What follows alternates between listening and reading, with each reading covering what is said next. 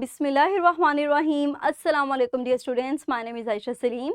I hope you all are fine and doing well. Today in this lesson we are going to discuss another topic, that is neutralization. So in today's SLO we'll describe neutralization reaction with real life examples. So अपने lecture को हम start करते हैं with a question. मुझे जल्दी से बताइए कि what happens when we mix the two substances acid and base. Very good.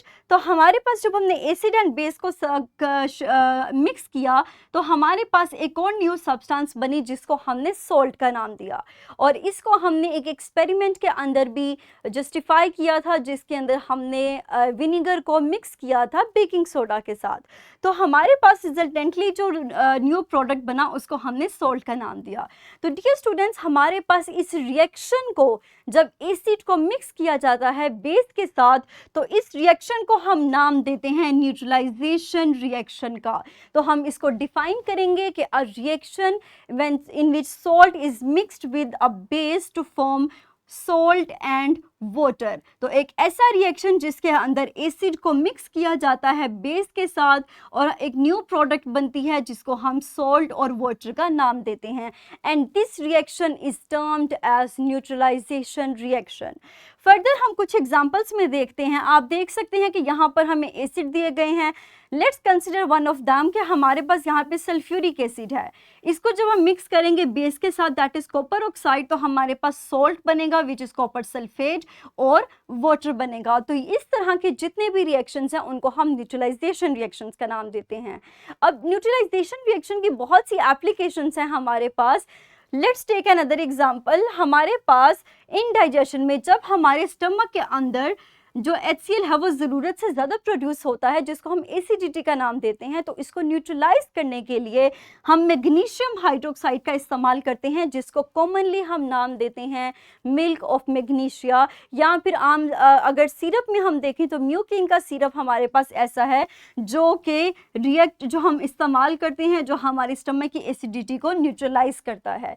इसी तरह अगर हम एक और एग्जाम्पल देखें तो एंड स्टिंग, यानी हमारे पास जो चूंटी का स्टिंग होता है उसके अंदर फॉर्मिक एसिड मौजूद होता है जो कि पेन कॉज करवाता है. तो उसी फॉर्मिक एसिड के असर को न्यूट्रलाइज करने के लिए हम बेकिंग सोडा अप्लाई करते हैं जो कि सोडियम फॉर्मेट बनाएगा, कार्बन डाइऑक्साइड और हाई वाटर बनाएगा, और इसी तरह हम फॉर्मिक एसिड के असर को ज़ाइल करते हैं, उसको न्यूट्रलाइज करते हैं. नेक्स्ट है हमारे पास वेस्ट वाटर. तो डियर स्टूडेंट्स, वेस्ट वाटर की ट्रीटमेंट को भी करने के लिए हमारे पास डिफरेंट एसिड्स जो कि ऐड होते हैं पानी के अंदर, उनको न्यूट्रलाइज करने के लिए हम डिफरेंट बेसिस का इस्तेमाल करते हैं.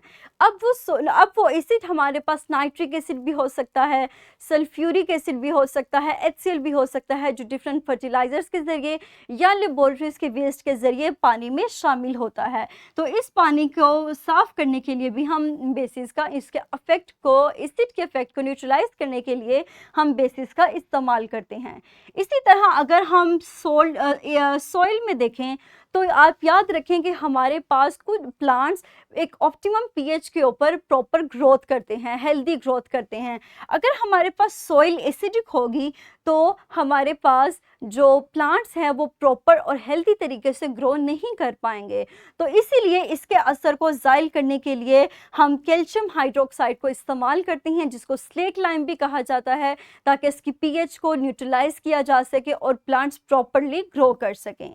नेक्स्ट हम मूव करते हैं कि हमारे जो मुंह के अंदर शुगर मौजूद होती है, they produce lactic acid, and जो कि टूथ डिके का काम कर सकती है. तो इस लैक्टिक एसिड के असर को ज़ाइल करने के लिए हम अपनी टूथपेस्ट के अंदर अल्कलीज का इस्तेमाल करते हैं लाइक फ्लोराइड बेस.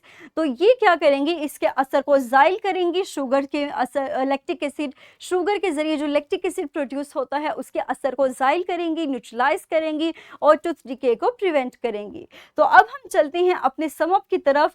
तो आज के लेसन के अंदर हमने एक मोस्ट इंपॉर्टेंट टर्म के बारे में सीखा, दैट इज न्यूट्रलाइजेशन.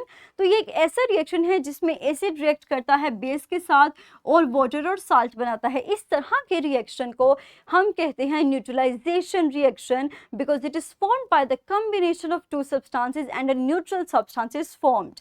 उसके अलावा हमने देखा कि एसिडिक सोल्ट या हमारे मुंह के अंदर प्रोड्यूस होने वाले लैक्टिक एसिड की या HCl की एंड स्टिंग की बात हो या वेस्ट वाटर की बात हो, इन तमाम एप्लीकेशंस, इन तमाम चीज़ों के अंदर हम न्यूट्रलाइजेशन के कंसेप्ट को इस्तेमाल करते हुए एसिड के असर को न्यूट्रलाइज करते हैं। नेक्स्ट हम मूव करते हैं अपनी वर्कशीट की तरफ। इसका लिंक आपको इसी वीडियो के डिस्क्रिप्शन में अवेलेबल है।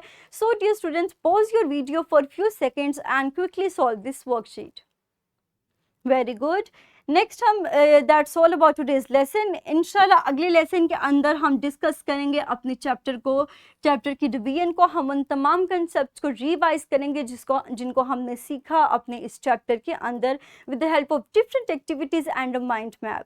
सो तब तक के लिए अपना ख्याल रखिएगा। Thank you very much and अल्लाह हाफिज़।